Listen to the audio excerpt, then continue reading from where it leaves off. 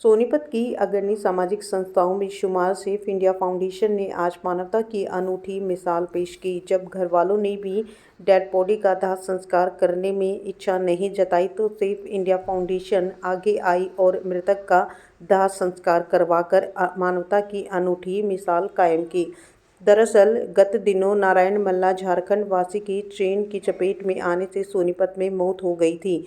उनके घर वाले पैसे के अभाव में दाह संस्कार करने के लिए सोनीपत नहीं पहुंच पाए तो सेफ इंडिया फाउंडेशन के प्रधान संजय सिंगला ने मामले की जांच कर रहे एसआई धर्मपाल से उनके घर वालों का नंबर लिया और उनको आने जाने व दाह संस्कार का खर्चा सोनीपत सेफ इंडिया फाउंडेशन द्वारा देने की बात कही। तब भी परिवार वालों ने सोनीपत आने में असमर्थता जताई तो आज संस्था द्वारा रेलवे पुलिस के साथ मिलकर मृतक का शिव मुक्ति धाम सेक्टर 15 सोनीपत में अंतिम दाह संस्कार करवाया गया। इस मौके पर सेफ इंडिया फाउंडेशन के प्रधान संजय सिंगला ने कहा कि मृतक का अस्थि विसर्जन भी हरिद्वार में किया जाएगा। उन्होंने कहा कि शिव मुक्ति धाम में संस्कार का कोई पैसा नहीं लिया गया और लकड़ी, घी, सामग्री आदि सब कुछ अपनी तरफ से दी गई।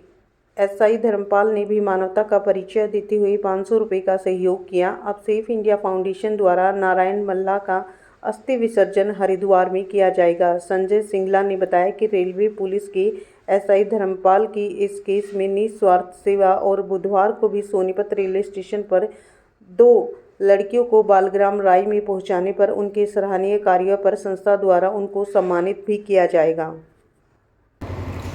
ये मामला है, कल हमें समाचार पत्रों के माध्यम से पता लगा कि सोनीपत में साफियाबाद रेलवे स्टेशन पर एक डेड बॉडी मिली है और जब उस डेड बॉडी को जो एसआई रेलवे के धर्मपाल जी हैं उन्होंने जब उसका पता लगाया तो वो झारखंड निवासी नारायण मल्लाह के रूप में उसकी पहचान हुई।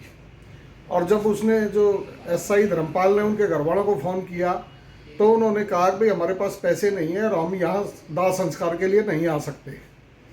तो जैसे ही हमें पता लगा तो हमने उनका नंबर लेके उनके घरवालों को संपर्क किया और उनको कहा कि भी आने जाने का सारा खर्चा और दाह संस्कार का खर्चा हमारी संस्था सेफ इंडिया फाउंडेशन दे सकती है। लेकिन परिवार ने फिर भी आने में असमर्थता व्यक्त करी।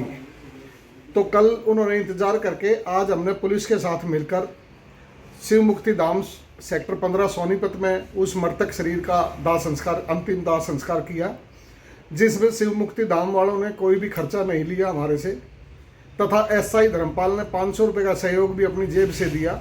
ये उसका सराहनीय कदम है।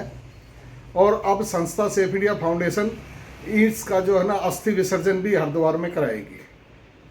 सिंगला जी क्या मानते हैं किस जो परिवार वाले ने वहाँ पे पहुँचने से मना कर दिया, इसके पीछे क्या कारण? उसके पीछे कारण बताया गया कि उसके जो पिताजी हैं वो पैरालाइटिक हैं और उसका भाई वगैरह भी बीमार है, तो घर में कोई ऐसा सदस्य नहीं है और गरीब भी हैं वो लोग, तो वो आने में असमर्थ थे।